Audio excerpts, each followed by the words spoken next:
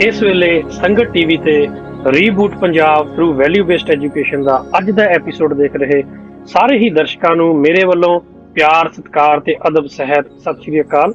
मैं हाँ तुहाडा अपना पेशकार बब्बल मटौर। दोस्तों, कोई वतना तो आया ए जज्बे नूं लैके, कोई वतना तो आया सुनेहे नूं लैके, जो अंदरों रूहानी ए बाहरों ए रोशन। कोई वतना तो आया ए जज्बे नूं लैके, जो अंदरों रूहानी ए बाहरों ए रोशन।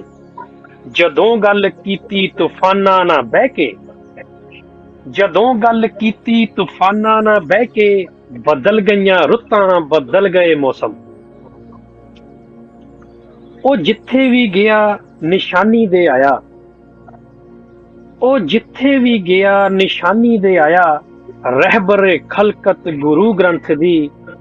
मेरे दोस्त यही परिभाषा हुंदी है, मेरे दोस्त यही परिभाषा हुंदी है, लखां विचों एक असल संत दी। एक ऐसी लुकाई दा ख्वाब सी ओदा, एक ऐसी लुकाई दा ख्वाब सी ओदा, जिथे वस वगण ठंडियां हवावां। बब्बल ओने बदले ने विद्या दे मंदर, बब्बल ओने बदले ने विद्या दे मंदर। ते जग दे चिरागां दे मुल किद्दां पावां, ते जग दे चिरागां दे मुल किद्दां पावां।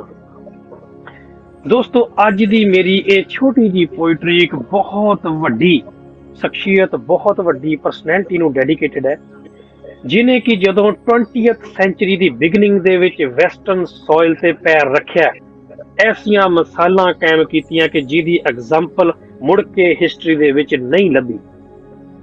He was the first turbaned guy who was graduated from the Harvard University. Imagine at that time, India was under the British rule.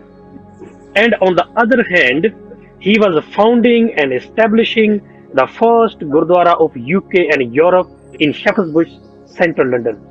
ਤੇ ਮੈਂ ਆਪਣੇ ਆਪ ਨੂੰ ਦੋਸਤੋ ਬੜਾ ਹੀ ਫੋਰਚੂਨੇਟ ਸਮਝਦਾ ਹਾਂ, ਕਿਸਮਤ ਵਾਲਾ ਸਮਝਦਾ ਹਾਂ ਕਿ ਪਿਛਲੇ 10-11 ਸਾਲਾਂ ਤੋਂ ਮੈਂ ਵੀ ਉਸ ਗੁਰਦੁਆਰਾ ਸਾਹਿਬ ਦੇ ਨਾਲ, ਸ਼ੈਫਰਡਸ ਬੁਸ਼ ਲੰਡਨ ਦੇ ਵਿੱਚ ਜੋ ਗੁਰਦੁਆਰਾ ਸਾਹਿਬ ਹੈ ਉਹਦੇ ਨਾਲ ਜੁੜਿਆ ਹੋਇਆ ਹਾਂ ਤੇ ਅੱਗੇ ਵੀ ਜੁੜਿਆ ਰਹਾਂਗਾ ਤੇ ਉੱਥੇ ਨਤਮਸਤਕ ਹੁੰਦਾ ਰਹਾਂਗਾ। ਮੇਰੀ ਮੁਰਾਦ ਹੈ ਸੰਤ ਤੇਜਾ ਸਿੰਘ ਜੀ ਤੋਂ। ਦੋਸਤੋ, ਅੱਜ ਦੇ ਇਸ ਐਪੀਸੋਡ ਦੇ ਵਿੱਚ ਅਸੀਂ ਸੰਤ ਤੇਜਾ ਸਿੰਘ ਜੀ ਦੇ ਜੀਵਨ ਬਾਰੇ, ਜਰਨੀ ਬਾਰੇ, ਉਹਨਾਂ ਦੇ ਮਿਸ਼ਨ ਬਾਰੇ, ਉਹਨਾਂ ਦੇ ਵਿਜ਼ਨ ਬਾਰੇ, ਉਹਨਾਂ ਦੇ ਇੰਟਲੈਕਟ ਬਾਰੇ ਅਸੀਂ ਗੱਲਬਾਤ ਕਰਾਂਗੇ। ਆਓ ਸਭ ਤੋਂ ਪਹਿਲਾਂ ਮੈਂ ਸਵਾਗਤ ਕਰਦਾ ਹਾਂ ਸਾਡੇ ਅੱਜ ਦੇ ਪਹੁੰਚੇ ਹੋਏ ਮਹਿਮਾਨਾਂ ਦਾ, ਜੋ ਕਿ ਹਨ ਸਰਦਾਰ ਰਣਬੀਰ ਸਿੰਘ ਜੇਟਵਾਲ ਦੇ ਨਾਲ ਗਿਆਨੀ ਨਰਿੰਦਰ ਸਿੰਘ ਜੀ। ਬਹੁਤ ਬਹੁਤ ਸਵਾਗਤ ਹੈ ਜੀ ਤੁਹਾਡਾ ਅੱਜ ਦੇ ਇਸ ਬੜੇ ਹੀ ਖਾਸ ਪ੍ਰੋਗਰਾਮ ਦੇ ਵਿੱਚ। ਵਾਹਿਗੁਰੂ ਜੀ ਕਾ ਖਾਲਸਾ, ਵਾਹਿਗੁਰੂ ਜੀ ਕੀ ਫਤਿਹ। ਵਾਹਿਗੁਰੂ ਜੀ ਕੀ ਫਤਿਹ। ਹਰ ਵਾਰ ਦੀ ਤਰ੍ਹਾਂ ਗਿਆਨੀ ਜੀ, ਸਭ ਤੋਂ ਪਹਿਲਾਂ ਮੈਂ ਤੁਹਾਡੇ ਤੋਂ ਸ਼ੁਰੂਆਤ ਕਰਨੀ ਚਾਹਾਂਗਾ। ਦੇਖੋ, ਸੰਤ ਬਾਬਾ ਤੇਜਾ ਸਿੰਘ ਜੀ ਦਾ ਯੋਗਦਾਨ ਸਾਨੂੰ ਸਾਰਿਆਂ ਨੂੰ ਪਤਾ ਆ, ਕਿੰਨਾ ਵੱਡਮੁੱਲਾ ਯੋਗਦਾਨ ਹੈ। ਬਟ ਜੇ ਮੈਂ ਤੁਹਾਡੇ ਕੋਲੋਂ ਇੱਕ ਚੀਜ਼ ਪੁੱਛਾਂ, ਤੁਹਾਡੇ ਨਜ਼ਰੀਏ ਦੇ ਹਿਸਾਬ ਨਾਲ, ਜੇਕਰ ਮੰਨ ਲਓ ਕਿ 20th ਸੈਂਚੁਰੀ ਦੀ ਬਿਗਨਿੰਗ ਦੇ ਵਿੱਚ 1907-8 ਜਾਂ ਉਹਦੇ ਅਰਾਊਂਡ ਜੇ ਸੰਤ ਤੇਜਾ ਸਿੰਘ ਜੀ ਨਾ UK ਦੇ ਵਿੱਚ ਆਉਂਦੇ, ਨਾ ਕੈਨੇਡਾ ਦੇ ਵਿੱਚ ਜਾਂਦੇ, ਨਾ ਅਮਰੀਕਾ ਦੇ ਵਿੱਚ ਜਾਂਦੇ, ਨਾ ਪਹਿਲੇ ਜੋ ਗੁਰਦੁਆਰੇ ਐਸਟੈਬਲਿਸ਼ ਕਰਦੇ, ਤਾਂ ਕਿਆ ਅਸੀਂ ਅੱਜ ਇੰਨੇ ਹੀ ਸੌਖੇ ਹੁੰਦੇ ਇੱਥੇ? ਕਿਆ ਸਾਡੀ ਸੈਟਲਮੈਂਟ ਜਾਂ ਜੋ ਜਿਸ ਪੋਜੀਸ਼ਨ ਤੇ ਅੱਜ ਅਸੀਂ ਹੈਗੇ ਆ ਇਹਨਾਂ ਵੈਸਟਰਨ ਕੰਟਰੀਜ਼ ਦੇ ਵਿੱਚ, ਕਿਆ ਅਸੀਂ ਇਸੇ ਪੋਜੀਸ਼ਨਾਂ ਤੇ ਹੁੰਦੇ? ਤੁਹਾਡਾ ਕੀ ਵਿਚਾਰ ਹੈ? ਸਤਿਕਾਰਯੋਗ ਅਟਵਾਲ ਜੀ, ਮਟੌਰ ਜੀ ਅਤੇ ਦਰਸ਼ਕ ਜਨੋ, ਜਦੋਂ ਅਸੀਂ ਗੁਰਬਾਣੀ ਦਾ ਅਧਿਐਨ ਕਰੀਏ ਤਾਂ ਇਹੋ ਜਿਹੇ ਮਹਾਂਪੁਰਸ਼ ਜਿਹੜੇ ਮਹਾਨ ਪਰਉਪਕਾਰੀ ਹੁੰਦੇ ਨੇ, ਉਹਨਾਂ ਦੀਆਂ ਤਸਵੀਰਾਂ, ਉਹਨਾਂ ਦੀਆਂ ਜੋ ਦੇਣਾ ਨੇ, ਉਹ ਸਾਡੇ ਸਾਹਮਣੇ ਆਉਂਦੀਆਂ ਨੇ।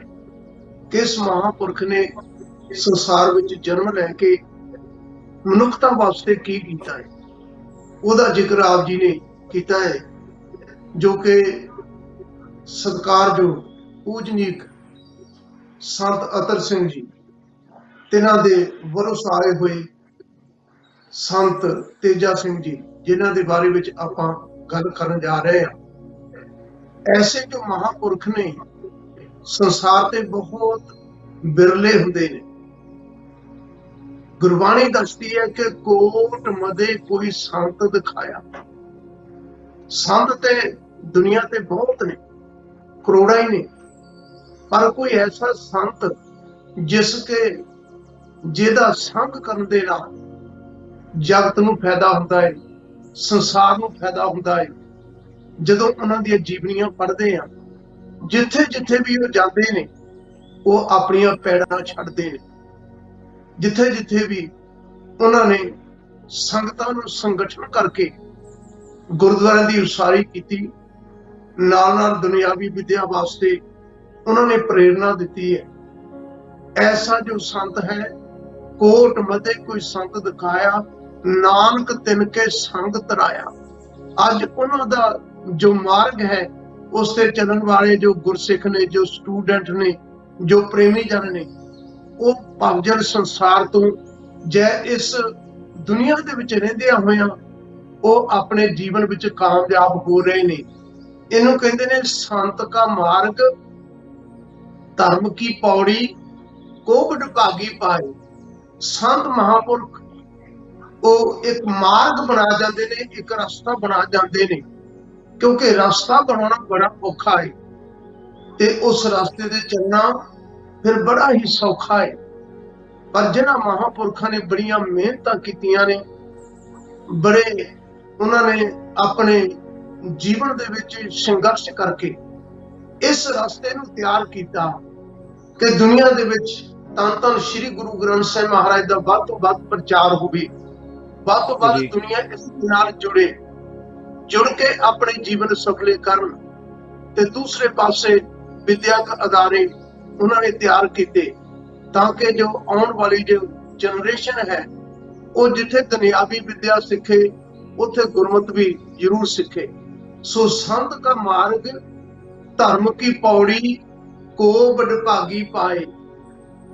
ਕੋਟ ਜਨਮ ਕੇ ਕਿਲ ਵਿਖਨਾਸੇ। ਵੇਖੋ ਸੰਤਾਂ ਮਹਾਂਪੁਰਖਾਂ ਦੀ ਕਿਤਨੀ ਕਿਰਪਾ ਹੈ ਕਿ ਉਹਨਾਂ ਦੇ ਮਾਰਗ ਤੇ ਚੱਲਿਆ ਹੋਇਆਂ ਕਰੋੜਾਂ ਜਨਮਾਂ ਦੇ ਪਾਪ ਕਰਮ ਖਤਮ ਹੁੰਦੇ ਨੇ। ਕੋਟ ਜਨਮ ਕੇ ਕਿਲ ਵਿਖਨਾਸੇ, ਹਰ ਚਰਣੀ ਚਿਤ ਲਾਏ। ਜਿਨ੍ਹਾਂ ਨੇ ਆਪ ਆਪਣਾ ਚਿੱਤ ਜੋੜਿਆ, ਜਿਨ੍ਹਾਂ ਨੇ ਆਪ ਤਪੱਸਿਆ ਕੀਤੀ ਹੈ, ਜੋ ਆਪ ਪ੍ਰਭੂ ਦੇ ਨਾਲ ਇੱਕ ਮਿੱਕਤਾ ਹੋ ਕੇ ਦੁਨੀਆ ਨੂੰ ਇਹ ਬੜੇ ਪਿਆਰ ਦੇ ਨਾਲ ਔਰ ਸੁਚੱਜੇ ਢੰਗ ਦੇ ਨਾਲ ਦੁਨੀਆ ਦੇ ਵਿੱਚ ਉਹ ਵਿਚਰਦਿਆਂ ਹੋਇਆਂ ਇੱਕ ਦੁਨਿਆਵੀ ਵਿਦਿਆ ਵਾਸਤੇ, ਦੂਸਰਾ ਧਾਰਮਿਕ ਵਿਦਿਆ ਦੇ ਵਾਸਤੇ, ਜਿਨ੍ਹਾਂ ਨੇ ਬੜੀ ਉੱਚੀ ਤੇ ਸੁੱਚੀ ਵਿਦਿਆ ਪ੍ਰਾਪਤ ਕੀਤੀ। ਵਿਦਿਆ ਪ੍ਰਾਪਤ ਕਰਕੇ ਜਿੱਥੇ ਜਿੱਥੇ ਵੀ ਉਹ ਜਾ ਕੇ ਕਾਮਯਾਬ ਹੋਏ ਨੇ, ਉਹਨਾਂ ਨੇ ਹਰ ਇੱਕ ਹੱਥਾਂ ਜਾ ਕੇ ਆਪਣੇ ਹੱਕਾਂ ਵਾਸਤੇ, ਧਾਰਮਿਕ ਹੱਕਾਂ ਵਾਸਤੇ ਜਾਂ ਸੰਸਾਰਕ ਹੱਕਾਂ ਵਾਸਤੇ ਉਹਨਾਂ ਨੇ ਆਵਾਜ਼ ਉਠਾਈ। ਸੰਘਰਸ਼ ਕਰਕੇ ਜੋ ਕੁਝ ਵੀ ਉਹਨਾਂ ਨੂੰ ਪ੍ਰਾਪਤ ਹੋਇਆ, ਉਹਨਾਂ ਨੇ ਮਨੁੱਖਤਾ ਦੀ ਝੋਲੀ ਵਿੱਚ ਪਾਇਆ। ਤੇ ਇਸ ਵੇਲੇ ਅਸੀਂ ਉਹਨਾਂ ਦੇ ਦੱਸੇ ਹੋਏ ਮਾਰਗ ਤੇ ਚੱਲ ਕੇ ਆਨੰਦ ਮਾਣ ਰਹੇ ਹਾਂ, ਆਪਣੇ ਜੀਵਨ ਸਫਲੇ ਕਰ ਰਹੇ ਹਾਂ। ਇਸ ਕਰਕੇ ਅਸੀਂ ਉਹਨਾਂ ਦਾ ਧੰਨਵਾਦ ਕਰਦੇ ਹਾਂ, ਉਹਨਾਂ ਦਾ ਸ਼ੁਕਰਾਨਾ ਕਰਦੇ ਹਾਂ, ਤਾਂ ਕਿ ਜੋ ਦੁਨੀਆ ਨੂੰ ਉਹ ਉਹਨਾਂ ਨੇ ਦੇਣ ਦਿੱਤੀ ਹੈ, ਉਹਨਾਂ ਦੇ ਆਪਾਂ ਦਿਨ ਮਨਾਉਂਦੇ ਹਾਂ। ਤੇ ਇਸ ਢੰਗ ਦੇ ਨਾਲ ਦਿਨ ਮਨਾਉਣ ਦਾ ਭਾਵ ਹੈ ਕਿ ਉਹਨਾਂ ਨੇ ਜੋ ਕਾਰਗੁਜ਼ਾਰੀ ਕੀਤੀ ਹੈ, ਜੋ ਕੁਝ ਵੀ ਉਹਨਾਂ ਨੇ ਸੰਸਾਰ ਦੇ ਭਲੇ ਵਾਸਤੇ ਕੀਤਾ ਹੈ, ਅਸੀਂ ਉਹਨਾਂ ਦੀਆਂ ਇਹ ਕਾਰਗੁਜ਼ਾਰੀਆਂ ਨੂੰ ਚੇਤੇ ਕਰ ਸਕੀਏ, ਔਰ ਤਾਂ ਕਿ ਸਾਨੂੰ ਇਹ ਪ੍ਰੇਰਨਾ ਮਿਲਦੀ ਰਹੇ ਕਿ ਅਸੀਂ ਉਸ ਮਾਰਗ ਤੇ ਚੱਲਣਾ ਹੈ ਜਿਸ ਮਾਰਗ ਤੇ ਸੰਤ ਜਾਨ ਚੱਲੇ ਨੇ। ਸੋ ਬਹੁਤ ਬਹੁਤ ਸੰਤਾਂ ਦਾ ਇਹ ਧੰਨਵਾਦ ਹੈ ਜੋ ਸਾਨੂੰ ਇੱਕ ਸੱਚਾ ਤੇ ਸੁੱਚਾ ਮਾਰਗ ਦਿੱਤਾ ਹੈ। ਹਾਂਜੀ ਜੀ, ਬਿਲਕੁਲ ਜੀ, ਬਿਲਕੁਲ ਗਿਆਨੀ ਜੀ, ਤੁਸੀਂ ਬੜੀ ਵਧੀਆ ਤਰੀਕੇ ਨਾਲ ਸਾਨੂੰ ਦੱਸਿਆ ਉਹਨਾਂ ਦੀ ਜ਼ਿੰਦਗੀ ਦੇ ਬਾਰੇ ਤੇ ਸੰਤ ਜੋ ਕਰਦੇ ਹੈਗੇ ਨੇ, ਸੰਤ ਕਿਹਨਾਂ ਨੂੰ ਕਹਿੰਦੇ ਆ, ਜੋ ਮਨੁੱਖਤਾ ਦੀ ਭਲਾਈ ਦੇ ਕੰਮ ਕਰਦੇ ਹੈਗੇ ਨੇ। ਬਿਲਕੁਲ ਜੀ, ਲੈਗੇਸੀ ਉਹਨਾਂ ਦੀ ਬੜੀ ਵੱਡੀ ਹੈ। ਤੁਸੀਂ ਗੱਲ ਕਹੀ ਵੀ ਰਸਤਾ ਬਣਾਉਣਾ ਔਖਾ ਆ, ਫਿਰ ਜਦੋਂ ਰਸਤਾ ਬਣ ਜਾਂਦਾ ਫਿਰ ਤੋਂ ਗੱਡੀਆਂ ਵੀ ਲੰਘਦੀਆਂ, ਫਿਰ ਬੜਾ ਈਜ਼ੀ ਹੋ ਜਾਂਦਾ ਹੈ ਨਾ ਜੀ। ਰੂਟ ਸਾਰਿਆਂ ਲਈ ਫਿਰ ਉਹ ਪਤਾ ਲੱਗ ਜਾਂਦਾ ਕਿ ਆਹ ਰੂਟ ਹੈਗਾ ਆ, ਬਟ ਰੂਟ ਐਸਟੈਬਲਿਸ਼ ਕਰਨਾ ਹੈ ਨਾ, ਜਿੱਥੇ ਰੂਟ ਐਗਜ਼ਿਸਟ ਹੀ ਨਹੀਂ ਕਰਦਾ ਉੱਥੋਂ ਬਣਾਉਣਾ, ਇਹ ਬੜਾ ਵੱਡਾ ਆਪਣੇ ਆਪ ਇੱਕ ਚੈਲੰਜਿੰਗ ਕਹਿ ਲਓ ਵੀ ਫੇਜ਼ ਹੁੰਦਾ ਜਾਂ ਟਾਸਕ ਹੁੰਦਾ ਹੈਗਾ ਆ। ਤੇ ਅਟਵਾਲ ਸਾਹਿਬ, ਤੁਹਾਡੇ ਨਾਲ ਮੈਂ ਜੇ ਹੁਣ ਗੱਲ ਕਰਾਂ ਇਹਨਾਂ ਦੀ, ਸੰਤ ਬਾਬਾ ਤੇਜਾ ਸਿੰਘ ਜੀ ਦੀ, ਤੇ 2010 ਦੇ ਵਿੱਚ ਨਾ ਜੀ, ਜਦੋਂ ਮੈਂ ਆਇਆ ਸ਼ਹਿਫਜ਼ਬੁਸ਼ ਗੁਰਦੁਆਰੇ ਦੇ ਵਿੱਚ ਪਹਿਲੀ ਵਾਰ ਜਦੋਂ ਮੈਂ ਆਇਆ, ਤਾਂ ਲੰਗਰ ਹਾਲ ਦੇ ਵਿੱਚ ਥੱਲੇ ਦੋ ਬੜੇ ਵੱਡੇ ਵੱਡੇ ਪੋਰਟਰੇਟ ਮੈਂ ਲੱਗੇ ਹੋਏ ਦੇਖੇ, ਸੰਤ ਤੇਜਾ ਸਿੰਘ ਜੀ ਦੇ ਤੇ ਸੰਤ ਅਤਰ ਸਿੰਘ ਜੀ ਦੇ। ਉੱਥੋਂ ਜਦੋਂ ਮੈਂ ਉਹਨਾਂ ਦੀ ਪਹਿਲੀ ਵਾਰ ਫੋਟੋ ਦੇਖੀ ਤਾਂ ਕਹਿ ਲਓ ਇੱਕ ਸਿੰਪਲਿਸਿਟੀ ਦੀ ਰਿਫਲੈਕਸ਼ਨ ਆਈ, ਮਹਿਸੂਸ ਹੋਈ। ਪਰ ਜਦੋਂ ਉਹਨਾਂ ਦੀ ਲਾਈਫ ਦੀ ਜਰਨੀ ਨੂੰ ਕੰਟੈਂਪਲੇਟ ਕੀਤਾ, ਗੌਰ ਨਾਲ ਦੇਖਿਆ, ਤਾਂ ਉਹਨਾਂ ਦੇ ਵਿੱਚੋਂ ਇੱਕ ਡਿਵਾਈਨ ਵਿਜ਼ਨ, ਇੱਕ ਸੁਪੀਰੀਅਰ ਇੰਟੈਲੈਕਟ ਦੇਖਣ ਨੂੰ ਮਿਲਿਆ ਕਿ ਕਿੰਨੇ ਇੰਟੈਲੀਜੈਂਟ ਸੀ। ਜਦੋਂ ਥੱਲੇ ਉਹਨਾਂ ਦੀਆਂ ਮੈਂ ਡਿਗਰੀਆਂ ਪੜ੍ਹੀਆਂ, ਹਾਰਵਰਡ ਯੂਨੀਵਰਸਿਟੀ ਤੋਂ LLB ਦੀ ਡਿਗਰੀ, ਹੋਰ ਕਿੰਨੀਆਂ ਡਿਗਰੀਆਂ, ਵਰਲਡ ਦੇ ਕਹਿ ਲਓ ਨੰਬਰ 1 ਟੀਚਰ ਟ੍ਰੇਨਿੰਗ ਜੋ ਕਾਲਜ, ਉੱਥੋਂ ਟੀਚਰ ਟ੍ਰੇਨਿੰਗ ਦੀ ਉਹਨਾਂ ਨੇ ਵਿੱਦਿਆ ਲਈ। ਔਰ ਬੜੀ ਹੈਰਾਨੀ ਦੀ ਗੱਲ ਹੈ, ਸ਼ਾਇਦ ਜਿਹੜੀ ਚੀਜ਼ ਸਾਨੂੰ ਬਹੁਤ ਘੱਟ ਪਤਾ ਹੈਗਾ ਆ, ਦੇਖੋ 19th ਸੈਂਚੁਰੀ ਦਾ ਐਂਡ, ਉਹ ਗੋਰਿਆਂ ਦਾ ਕੰਪਲੀਟ ਉੱਥੇ ਰਾਜ ਸੀਗਾ, ਰੂਲ ਸੀਗਾ। ਉਹਦੇ ਵਿੱਚ ਉਹਨਾਂ ਨੇ ਕਹਿ ਲਓ IAS ਆਫੀਸਰ ਉਸ ਵਕਤ ਲੱਗੇ ਸੀ, ਹਨਾ ਜੀ। ਸੋ ਇਹ ਬੜੀ ਵੱਡੀ, ਜੇ ਅਸੀਂ ਸਮਾਂ ਦੇਖੀਏ ਕਿਹੜੇ ਸਮੇਂ ਦੀ ਗੱਲ ਹੋ ਰਹੀ ਹੈ, ਕਿਹੜੀ ਸੈਂਚੁਰੀ ਦੀ ਗੱਲ ਹੋ ਰਹੀ ਹੈ, ਬੜੀ ਵੱਡੀ ਆਪਣੇ ਆਪ 'ਚ ਗੱਲਬਾਤ ਸੀਗੀ ਇਹ। ਸੋ ਅਸੀਂ ਹੁਣ ਅੱਜ ਇਹ ਵੀ ਦੇਖਦੇ ਹਾਂ ਜੀ ਕਿ ਕੈਨੇਡਾ ਨੇ 1 ਜੁਲਾਈ ਜਿਹੜਾ ਆ ਸੰਤ ਬਾਬਾ ਤੇਜਾ ਸਿੰਘ ਜੀ ਦੇ ਡੇ ਦੇ ਨਾਲ ਮਨਾਇਆ, ਜਿਹੜੀ ਕਿ ਬੰਦਾ ਕਦੇ ਇਮੈਜਿਨ ਹੀ ਨਹੀਂ ਕਰ ਸਕਦਾ। ਔਰ ਅੱਗੇ ਜੇ ਗੱਲ ਦੇਖੀਏ ਤੇ ਉਹਨਾਂ ਨੇ ਦੇਖੋ ਹੁਣ ਅੱਗੇ ਇੱਕ ਪਨੀਰੀ ਲਾਈ, ਉਹਨਾਂ ਦਾ ਜੋ ਵਿਜ਼ਨ ਸੀ, ਸੰਤ ਬਾਬਾ ਅਤਰ ਸਿੰਘ ਜੀ ਨੇ ਜੋ ਸਟੈਂਡਰਡ, ਜੋ ਰੂਲ, ਜੋ ਉਹਨਾਂ ਨੇ ਇੱਕ ਬੈਂਚਮਾਰਕ ਸੈੱਟ ਕੀਤਾ ਵੀ ਕਿਸ ਤਰ੍ਹਾਂ ਦੇ ਸਕੂਲ ਹੋਣੇ ਚਾਹੀਦੇ ਆ, ਉਹਨਾਂ ਨੇ ਉਹ ਵੀ ਪੌਦਾ ਲਾਇਆ, ਉਹ ਵੀ ਪਨੀਰੀ ਲਾਈ। ਬੜੂ ਸਾਹਿਬ ਕਲਗੀਧਰ ਟਰਸਟ ਜਿਹੜਾ ਹੈ ਉਹਨੂੰ ਫਾਊਂਡ ਕੀਤਾ, ਜਿੱਦਾਂ ਇੱਧਰ ਪਹਿਲੇ ਗੁਰਦੁਆਰੇ ਫਾਊਂਡ ਕੀਤੇ, ਉੱਥੇ ਵੀ ਇੱਕ ਕਹਿ ਲਓ ਇੱਕ ਨਵੇਂ ਤਰ੍ਹਾਂ ਦੇ ਮੰਦਿਰ, ਕਹਿ ਲਓ ਵਿਦਿਆ ਦੇ ਮੰਦਿਰ ਜਿਹੜੇ, ਉਹ ਸਾਰੇ ਜੋ ਆਪਣੇ ਆਪ 'ਚ ਇੱਕ ਮਿਸਾਲ ਹੈ। ਇਹ ਸਾਰੇ ਬਾਰੇ, ਵਰਤਾਰੇ ਬਾਰੇ ਤੁਸੀਂ ਕੀ ਕਹਿਣਾ ਚਾਹੋਗੇ? ਥੈਂਕ ਯੂ ਬੱਬਲ ਸਾਹਿਬ। ਜੋ ਅਸੀਂ ਅੱਜ ਗੱਲ ਕਰ ਰਹੇ ਹਾਂ ਸੰਤ ਤੇਜਾ ਸਿੰਘ ਜੀ, ਤੇ ਸੰਤ ਤੇਜਾ ਸਿੰਘ ਜੀ ਬਾਰੇ ਗੱਲ ਅਧੂਰੀ ਰਹਿ ਜਾਏਗੀ ਜੇ ਅਸੀਂ ਉਹਨਾਂ ਤੋਂ ਪਹਿਲਾਂ ਸੰਤ ਅਤਰ ਸਿੰਘ ਜੀ ਤੇ ਉਹਨਾਂ ਤੋਂ ਬਾਅਦ ਸੰਤ ਬਾਬਾ ਇਕਬਾਲ ਸਿੰਘ ਜੀ, ਜੋ ਕਿ ਤਿੰਨੋਂ ਹੀ ਇੱਕ ਇਸ ਤਰ੍ਹਾਂ ਦੀਆਂ ਧੁਰੋਂ ਵਰਸਾਈਆਂ ਹੋਈਆਂ ਰੂਹਾਂ ਕਿ ਪਰਮਾਤਮਾ ਨੇ ਕੋਈ ਜਿਸ ਤਰ੍ਹਾਂ ਹੈ ਕਿ ਆਪਣੀਆਂ ਰੂਹਾਂ ਭੇਜ ਕੇ ਕੋਈ ਪੰਥ ਦੀ ਚੜ੍ਹਦੀ ਕਲਾ ਦਾ ਕੰਮ ਕਰਾਉਣਾ ਹੋਵੇ, ਇਹ ਇਸ ਤਰ੍ਹਾਂ ਹੀ ਜਾਪਦਾ ਹੈ। ਸੰਤ ਤੇਜਾ ਸਿੰਘ ਜੀ ਦੀ ਜਿਹੜੀ ਪਹਿਲੀ ਸੰਤ ਅਤਰ ਸਿੰਘ ਜੀ ਉਹਨਾਂ ਨੂੰ ਮਿਲਣ ਤੋਂ ਪਹਿਲਾਂ ਦੀ ਜੋ ਉਹਨਾਂ ਦੀ ਲਾਈਫ ਸੀ, ਉਹ ਇੱਕ ਅੱਜ ਕੱਲ੍ਹ ਦੇ ਨੋਰਮਲ ਸਟੂਡੈਂਟ ਦੀ ਲਾਈਫ ਸੀਗੀ। ਘਰਾਂ 'ਚ ਪ੍ਰੋਬਲਮ ਆ, ਅਤੇ ਚਲੋ ਉਹਦਾ ਮਾਇਕ ਤੌਰ 'ਤੇ ਤਾਂ ਉਹਨਾਂ ਦੇ ਪਿਤਾ ਜੀ ਡਾਕਟਰ ਸੀ, ਉਹ ਪੜ੍ਹਾਈ ਬੜੀ ਚੰਗੇ ਸਕੂਲਾਂ 'ਚ ਕੀਤੀ, ਉਹਨੀ ਸਾਰਾ ਠੀਕ ਸੀ। ਪਰ ਉਹਨਾਂ ਦੀ ਸੰਤ ਤੇਜਾ ਜੀ ਦੀ ਲਾਈਫ ਦੇ ਵਿੱਚ ਇੱਕ ਜਿਹੜਾ ਟਰਨਿੰਗ ਪੁਆਇੰਟ ਆਇਆ, ਉਹ ਟਰਨਿੰਗ ਪੁਆਇੰਟ ਸੀਗਾ ਜਦੋਂ ਉਹਨਾਂ ਦੀ ਲਾਹੌਰ ਵਿੱਚ ਸੰਤ ਅਤਰ ਸਿੰਘ ਜੀ ਮਹਾਰਾਜ ਦੇ ਨਾਲ ਮੁਲਾਕਾਤ ਹੋਈ। ਕਿਉਂਕਿ ਚੰਗੇ ਸਕੂਲਾਂ 'ਚ ਪੜ੍ਹੇ ਹੋਏ ਸਨ ਅਤੇ ਵਿੱਦਿਆ ਦੇ ਉੱਤੇ ਸੰਤ ਅਤਰ ਸਿੰਘ ਜੀ ਮਹਾਰਾਜ ਦੀ ਤਾਂ ਪਹਿਲੀ ਪ੍ਰਾਇਓਰਟੀ ਸੀਗੀ ਕਿ ਸਭ ਤੋਂ ਪਹਿਲਾਂ ਜਿਹੜਾ ਵੀਮਨ ਐਮਪਾਵਰਮੈਂਟ ਸੀਗਾ, ਐਮਪਾਵਰਮੈਂਟ ਦੇ ਵਿੱਚ ਕਿ ਐਜੂਕੇਸ਼ਨ, ਲੜਕੀਆਂ ਵਾਸਤੇ ਐਜੂਕੇਸ਼ਨ ਬਹੁਤ ਹੀ ਜ਼ਰੂਰੀ ਹੈ। ਸੋ ਇਹਨਾਂ ਗੱਲਾਂ ਦੇ ਉੱਤੇ ਜਦੋਂ ਡਿਸਕਸ਼ਨ ਦੇ ਵਿੱਚ ਉਹਨਾਂ ਦੀ ਗੱਲਬਾਤ ਹੋਈ ਅਤੇ ਸੰਤ ਤੇਜਾ ਸਿੰਘ ਜੀ ਨੇ ਆਪਣਾ ਉਹਨਾਂ ਨੂੰ ਵਿਚਾਰ ਦੱਸਿਆ ਕਿ ਮੈਂ ਕੁਛ ਇਸ ਤਰ੍ਹਾਂ ਦਾ ਜ਼ਿੰਦਗੀ ਦੇ ਵਿੱਚ ਇਸ ਤਰ੍ਹਾਂ ਦਾ ਕੋਈ ਪ੍ਰਾਪਤੀ ਕਰਨਾ ਚਾਹੁੰਦਾ ਜਿਹਦੇ ਨਾਲ ਕਿ ਮੈਨੂੰ ਰੂਹਾਨੀ ਸੈਟਿਸਫੈਕਸ਼ਨ ਮਿਲੇ ਜੀ। ਇਹ ਦੇਖੋ ਉਹਨਾਂ ਨੇ ਸੰਤ ਅਤਰ ਸਿੰਘ ਜੀ ਮਹਾਰਾਜ ਤੇ ਦੇਖੋ ਜੋ ਆਪਣੇ ਅੰਗਰੇਜ਼ਾਂ ਦੇ ਰਾਜ ਦੇ ਵਿੱਚ ਸਿੱਖ ਪੰਥ ਨੂੰ ਢਾਹ ਲੱਗੀ, ਖਾਲਸਾ ਰਾਜ ਨੂੰ ਢਾਹ ਲੱਗੀ, ਸੋ ਉਹਨਾਂ ਦੇ ਵਿੱਚੋਂ ਸਿੱਖ ਕੌਮ ਨੂੰ ਉਭਾਰਨ ਵਿੱਚ ਸੰਤ ਅਤਰ ਸਿੰਘ ਜੀ ਮਹਾਰਾਜ, ਉਹਨਾਂ ਦਾ ਅਥਾਹ ਪਿਆਰ ਸੀ ਗੁਰੂ ਗੋਬਿੰਦ ਸਿੰਘ ਜੀ ਅਤੇ ਖਾਲਸਾ ਪੰਥ ਦੇ ਨਾਲ। ਸੋ ਉਹਨਾਂ ਨੇ ਆਪਣਾ ਤਾਂ ਪੂਰਾ ਜੀਵਨ ਖਾਲਸਾ ਪੰਥ ਨੂੰ ਸਮਰਪਿਤ ਸੀ।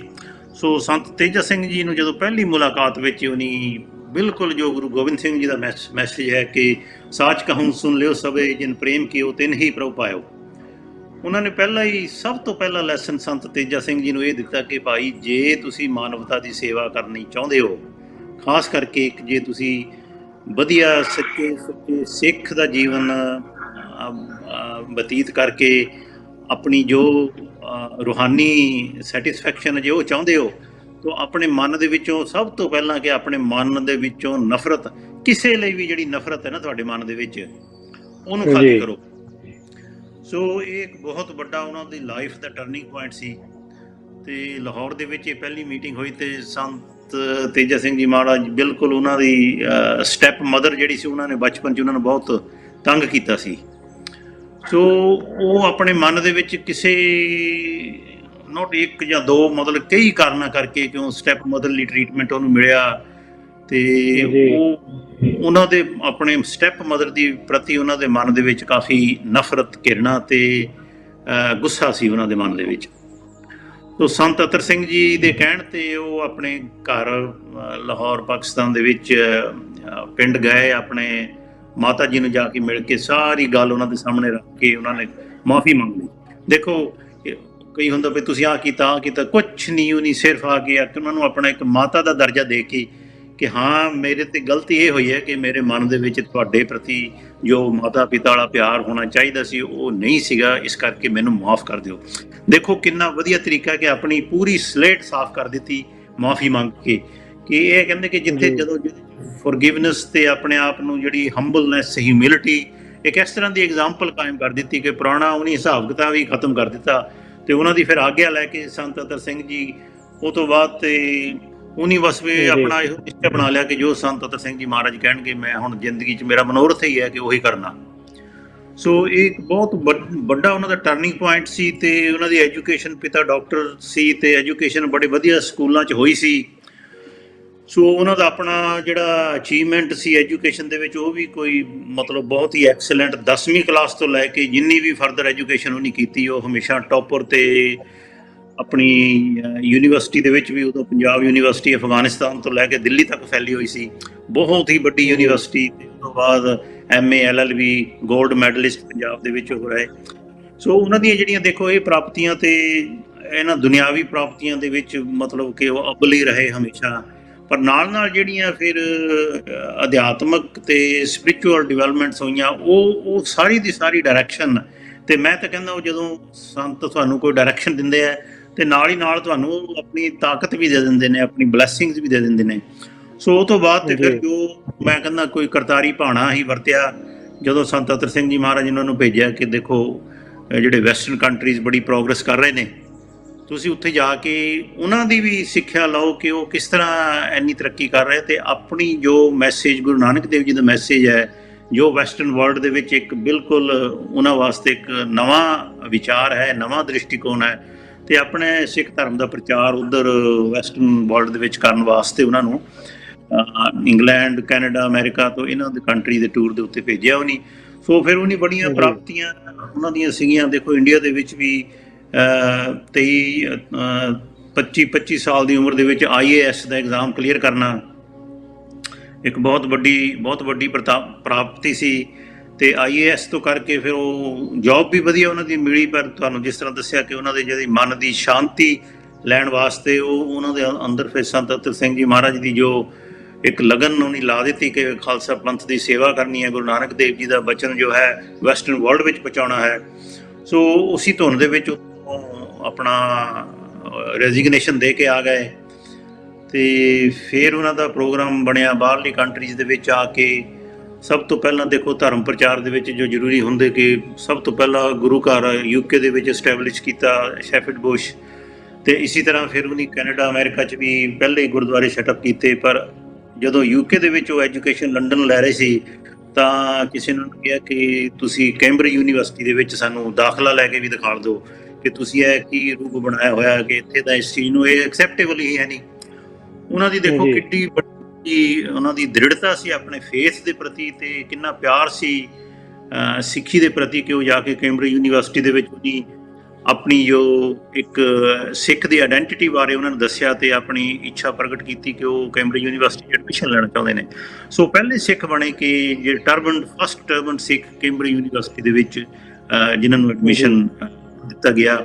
ਸੋ ਇਹ ਹੈ ਕਿ ਜਦੋਂ ਸਾਡਾ ਆਪਣਾ ਮਨ ਪੱਕਾ ਹੋਵੇ, ਸਾਡਾ ਫੇਥ ਜੋ ਹੈ ਉਹ ਐਸਟੈਬਲਿਸ਼ ਹੋ ਗਿਆ ਹੋਵੇ ਤਾਂ ਫਿਰ ਉਹ ਦੁਨੀਆ ਦੀ ਕੋਈ ਵੀ ਰੁਕਾਵਟ ਹੈ ਉਹ ਤੁਹਾਨੂੰ ਹਰਾ ਨਹੀਂ ਸਕਦੀ, ਝੁਕਾ ਨਹੀਂ ਸਕਦੀ।